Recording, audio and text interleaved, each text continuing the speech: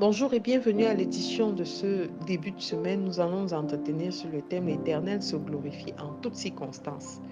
Et les passages que nous examinerons sont tirés de l'évangile de Jean au chapitre 9, versets 1 à 3. Il est écrit: Jésus vit en passant un homme aveugle de naissance. Ses disciples lui posèrent cette question: Rabbi, qui a péché, cet homme ou ses parents, pour qu'il soit né aveugle? Jésus répondit: Ce n'est pas que lui ou ses parents aient péché, mais c'est afin que les œuvres de Dieu soient manifestées en lui. Ce n'est pas que lui ou ses parents aient péché, mais c'est afin que les œuvres de Dieu soient manifestées en lui.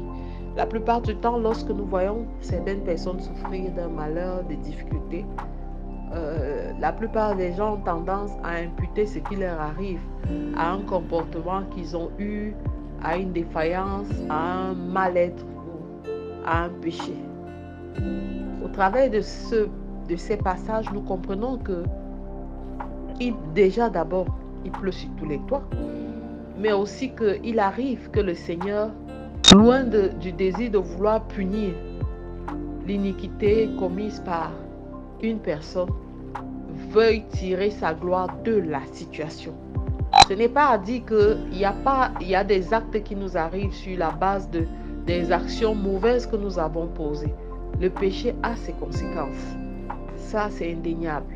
Mais pour le cas d'espèce, le Seigneur tend à ramener sur les disciples sur le chemin de la vérité, le chemin de sa gloire, et leur faire comprendre que l'Éternel se glorifie en toutes circonstances. Telle ou telle situation a l'habitude de nous arriver, loin de nous demander qu'est-ce que le Seigneur veut nous faire passer comme message, on commence à s'apitoyer, on commence à s'auto-flageller, on commence soi-même à se critiquer. Bien aimé, la vie elle-même est déjà suffisamment difficile. La vie ne nous fait pas de cadeaux. Alors ne soyons pas de ceux qui allons encore nous punir nous-mêmes. Le Seigneur a dit que ce n'est pas nécessairement que lui ou ses parents aient péché, mais c'est afin que les œuvres de Dieu soient manifestées en lui. Il est né aveugle, non pas à cause d'une faute commise par qui que ce soit, parce qu'il est né aveugle. Il n'avait encore rien commis comme péché, il n'avait pas encore connu le mal. Et ses parents, eux, pouvaient être la cause de sa cécité, mais non. Le Seigneur a dit qu'il faut qu'au travers de sa situation, que sa gloire se manifeste. Alors j'aimerais te dire ce par quoi tu passes n'est pas le fruit nécessairement d'un acte que tu as posé, d'un acte qui a outragé le Seigneur. La parole de Dieu dit que toute chose concourt au bien de ceux qui aiment Dieu et qui sont appelés par son dessein.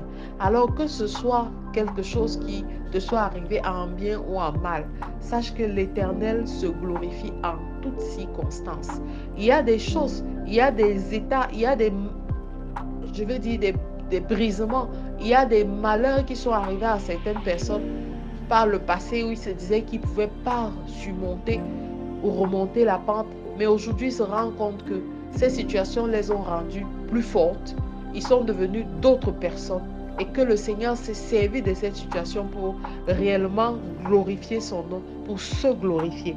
Au travers de la situation de cet aveugle-né, le Seigneur fait une démonstration de sa puissance afin que les hommes comprennent qu'il est au travers de Jésus-Christ, ce Dieu qui s'est fait homme, afin de nous manifester par sa gloire son amour infini. Jésus a porté pour nous la maladie afin que nous ayons la guérison. Jésus, par l'échange divin sur la croix, nous a donné part à la vie éternelle et a porté l'humiliation, la mort. Jésus est venu afin que nous, qui étions péchés, puissions être justifiés. Le Seigneur l'a fait pour nous. Ça, c'est un Christ physique qu'ils ont connu. Mais Dieu est parti et il nous a dit qu'il ne nous laisserait pas seuls. Il est mort et il est ressuscité. Et il nous a envoyé le Saint-Esprit, qui est notre guide, qui est notre consolateur, qui est cette troisième personne que le Seigneur représente. Alors, bien-aimé, ta situation n'est pas là parce que cette situation, ce par quoi tu passes, ne vient pas nécessairement d'une faute que tu as eu à commettre. Arrête de te punir, arrête de t'infliger les sanctions de toutes sortes. J'ai vu des gens gêner pour se punir. J'ai vu des gens arrêter de manger. J'ai vu des gens arrêter de se faire plaisir pour se punir. Tu te punis, Dieu n'est pas dans ta punition. Ne t'en fais pas, la punition de Dieu arrive et elle ne... On n'échoue pas à cette punition, à cette sanction lorsqu'on est dans le mauvais camp. Mais le Seigneur veut se glorifier et à un moment, tu remercieras tes adversaires, tu remercieras ceux qui t'ont persécuté quand tu verras que la gloire du Seigneur a été tirée de la situation de crise que tu connais actuellement. Alors ce matin, j'aimerais que tu t'accroches davantage à cette parole et que tu dises cette prière avec moi. Père éternel, je te bénis parce que je sais désormais que tu tires ta gloire en toutes circonstances. Donne-moi de comprendre, Père éternel, les projets de paix et de bonheur que tu as pour moi. Donne-moi de me laisser entraîner et de me laisser guider par cette parole, afin que je ne m'éloigne pas de ta face. Au nom de Jésus-Christ, nous avons prié. Amen, amen, amen. Je suis la révérende Songa Antoinette et je vous souhaite de passer une excellente semaine. Shalom.